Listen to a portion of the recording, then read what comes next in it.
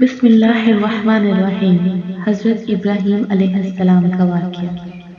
حضرت ابراہیم اللہ کے انتہائی مطیع و فرما بردار بندوں اور جلیل القدر انبیاء میں سے تھے۔ مشکل سے مشکل حالات میں بھی وہ حق اور صرف ایک اللہ کی عبادت اور اطاعت پر قائم رہے۔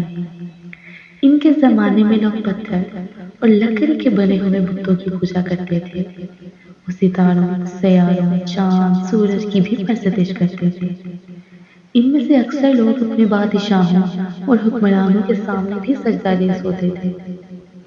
حضرت ابراہیم کو اللہ نے ایسا دل اور ذہن عطا کیا تھا کہ وہ سچائی کے سوا کسی شے کو قبول نہ کرتے تھے۔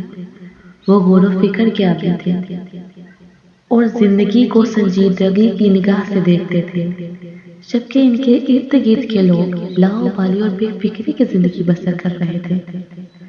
حضرت ابراہیم سچائی کے دردیدہ تھے، جبکہ ان کے ارد گرد کے لوگ صرف وراثت میں آئی ہوئی رسموں اور روایات میں جکڑے ہوئے تھے۔ حضرت ابراہیم کا والد عام قسم کا بت پرست نہیں تھا، کیونکہ وہ نہ صرف بتوں کی پوجا کرتا بلکہ اپنے ہاتھوں سے بت بنایا بھی کرتا تھا۔ لیکن ابراہیم کے دل و دماغ کو اللہ نے بچپن ہی سے روشن کر دیا۔ وہ ہر معاملے میں عقل و شعور سے کام لیتے اور لوگوں کی اس بے عقلی پر حیرت کا اظہار کرتے کہ وہ خود ہی بت بناتے ہیں اور پھر انہیں حاجت روا اور کارساز سمجھنے لگتے ہیں۔ انہوں نے اپنے گھر والوں اور اپنی قوم کے دین کو پرکھنا ضروری سمجھا۔ انہوں نے فطری جستجو کی بنا پر اس بات کو سمجھنے کی کوشش کی کہ کس نے اس کائنات کو پیدا کیا اور کون اس کا نظام چلا رہا ہے۔ جن چیزوں کی لوگ پوجا کر رہے ہیں وہ تو خود بے بس اور کسی دوسرے کے حکم کے پابند ہیں۔ ستارے اور چاند، حتیٰ کہ سب سے بڑھ کر روشن سورج بھی حکم کے مطابق طلوع ہوتا ہے اور حکم کے مطابق غروب ہو جاتا ہے۔ ان میں سے کوئی بھی رب کائنات نہیں ہو سکتا۔ رب وہی ہے جس نے ان سب کو پیدا کیا اور جس کے حکم پر سب کچھ ہوتا ہے۔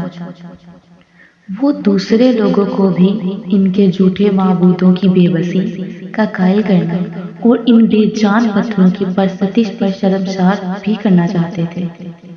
اس لیے آخر انہیں ایک اچھا موقع مل ہی گیا۔ ایک روز سب لوگ کسی بڑے میلے میں شرکت کے لیے بستی سے باہر گئے ہوئے تھے اور بت کدہ خالی پڑا ہوا تھا۔ ابراہیم کلہاڑا لے کر اس کے اندر داخل ہو گئے اور سب سے بڑے بت کو چھوڑ کر باقی سب کو ٹکڑے ٹکڑے کر دیا۔ منظر اس طرح بن گیا جیسے سب کے درمیان لڑائی ہوئی ہو اور سب سے بڑے بت نے غصے میں آ کر چھوٹوں کو تباہ کر دیا ہو۔ جب لوگ واپس آئے تو اپنے بت کدے کی تباہی دیکھ کر ہکے بکے رہ گئے۔ ان کا ذہن فوراً ابراہیم علیہ السلام کی طرف گیا۔ حضرت ابراہیم علیہ السلام کو بلا کر لایا گیا اور ان سے پوچھا گیا، کیا ہمارے معبودوں کا یہ حال آپ نے کیا ہے؟ حضرت ابراہیم نے جواب دیا، بلکہ لگتا ہے کہ یہ کام ان کے اس بڑے نے کیا ہے، لہٰذا تم انہی سے پوچھ لو اگر وہ بولتے ہیں۔ یہ بات سن کر وہ اپنے دل میں سوچنے پر مجبور ہو گئے اور آپس میں کہنے لگے، بے شک تم ہی ظالم ہو کہ بتوں کے بارے میں وہ کچھ کہتے ہو جو ثابت نہیں ہو سکتا۔ پھر وہ شرمندگی کے مارے اپنے سر ڈال کر اوندے ہو رہے اور ابراہیم کے سامنے یہ کہنے پر مجبور ہو گئے کہ یقیناً تم بھی جانتے ہو کہ یہ بت بولتے نہیں۔ اس جواب نے ابراہیم کو موقع دے دیا کہ وہ بتوں کی پوجا کو حماقت ثابت کریں۔ جو بات ابراہیم اب تک کہتے آئے تھے وہ خود مشرکوں کے منہ سے نکل پڑی تھی۔ بت پرستوں پر اگرچہ اپنے جھوٹے اعتقاد کی بےہودگی واضح ہو چکی تھی، لیکن وہ اپنی غلط ضد پر ڈٹے رہے۔ اپنی شکست کے باوجود انہوں نے ابراہیم کو سزا دے کر اپنی خفت مٹانے کا فیصلہ کیا۔ انہوں نے بہت بڑے پیمانے پر آگ کو جلانے کے انتظامات کیے۔ ایک گہرا گڑھا کھود کر اس میں لکڑیوں کے انبار لگا کر انہیں آگ لگا دی۔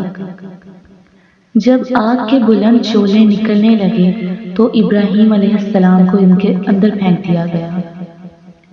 ان کا خیال تھا کہ اس طرح ان کی شکست کے نشانات مٹ جائیں گے اور سچائی ختم ہو جائے گی، مگر اللہ تعالیٰ نے سچائی کو واضح کرنے کا فیصلہ کیا۔ اس نے ابراہیم علیہ السلام کو بچا لیا۔ اس کا ذکر قرآن مجید میں یوں آتا ہے: ہم نے کہا، اے آگ، تو ابراہیم پر ٹھنڈی اور سلامتی والی بن جا۔ اس واضح دلیل اور عظیم معجزے کے باوجود قوم توحید کو ماننے پر تیار نہ ہوئی